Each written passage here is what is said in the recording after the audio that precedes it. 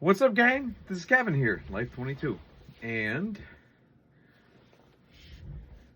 we have some breaking, Olean local news, right? So, I don't know how else to begin this. Well, no, I do.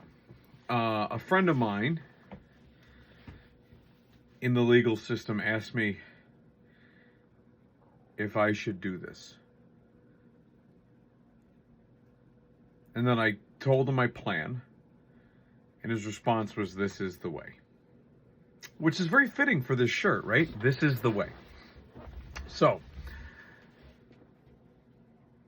last night,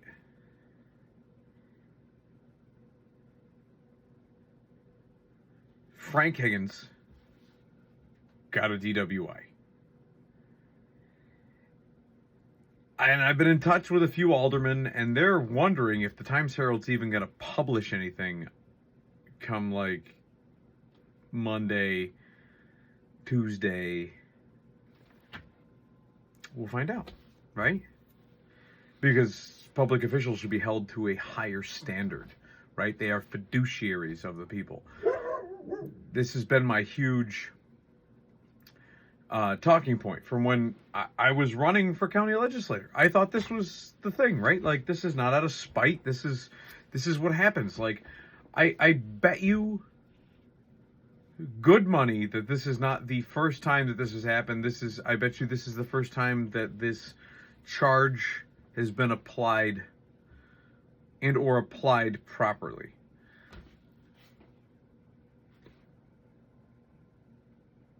But, so, 'twas the night before Christmas. And all through the streets, the good people were waiting for the Bills game to occur.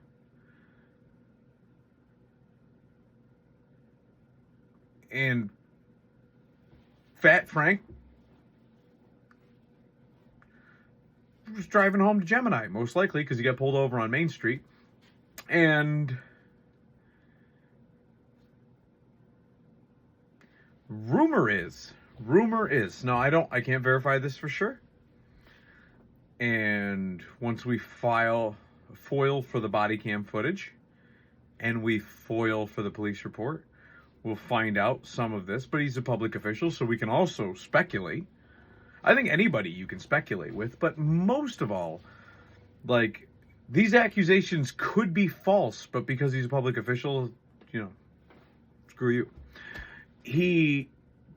Which the fact that he was arrested for DWI on Main Street is clear and present and truthful. This is the speculative part. And rumor is, the only reason that the police were dispatched was because he almost ran over a mother and child, or children and a mother.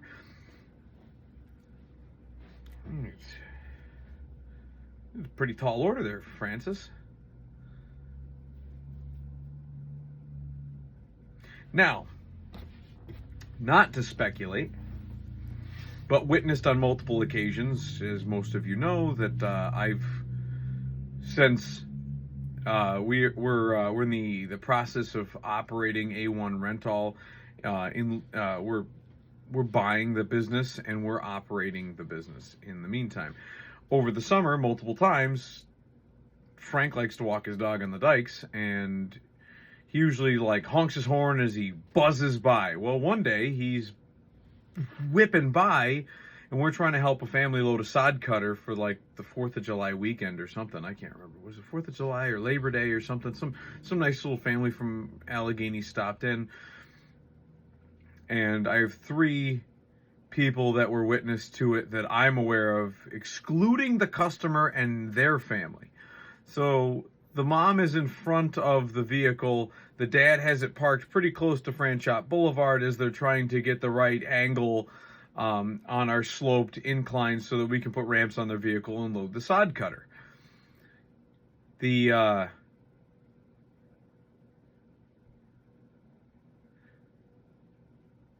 mom and son are close to the front of this vehicle, and it is pretty close to French Boulevard.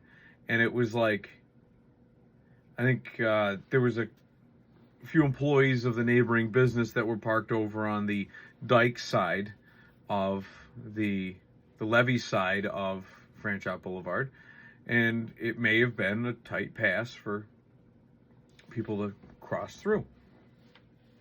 Weren't impeding traffic, but it was funny how there's a kid, probably, the kid had to have been like 7, and Frank comes whipping in and just like, he slows down, you can see him spike, and then he gets all angry and just kind of like, it was one of those things. He veered around this vehicle, and that kid very well could have been injured.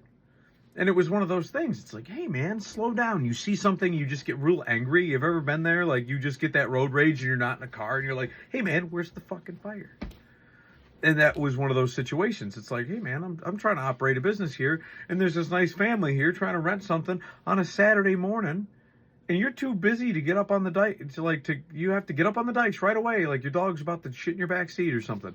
Like, I don't care if your dog shits in your back seat, because like, that kid's life is more important than your dog shitting in your back seat.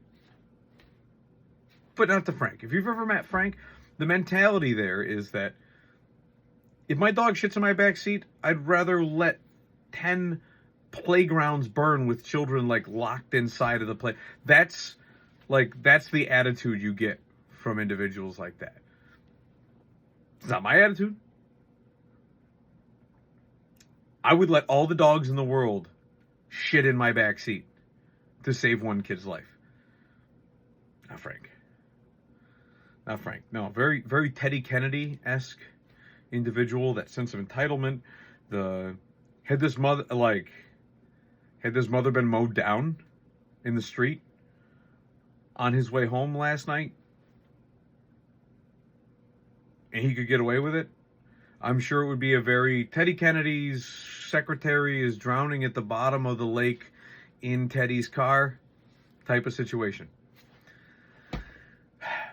So, but we are going to foil for the body cam footage, and we're going to foil for the police report. And we would love to speak to this individual, this mother who got the greatest Christmas of all. She's still alive to talk about it. She's still alive to spend Christmas with her kids, and or her kids weren't plucked off the mortal coil, and they're able to spend Christmas with their mom. So we're reaching out to this mom and seeing who this individual is and if she's willing to come on the show, as well as we're also foiling for this other information. Now, like I said, the mother and child aspect is speculative because it was rumored. But, I mean, the likelihood that the cops just happen to catch Frank's car when his vehicle leaves a certain local establishment that he happens to own the property of and or holds the liquor license in the name of, on a daily basis, I bet you if you were like that's low-hanging fruit. So I would also like to, once we pull the police report, foil for that. I hope that us finding out the name of the officer will also help them keep their employment, because, man, I don't know about you, but if I was in a small town and I pulled over one of Olean's career politicians who's probably drank and drove more days than I've been on this earth,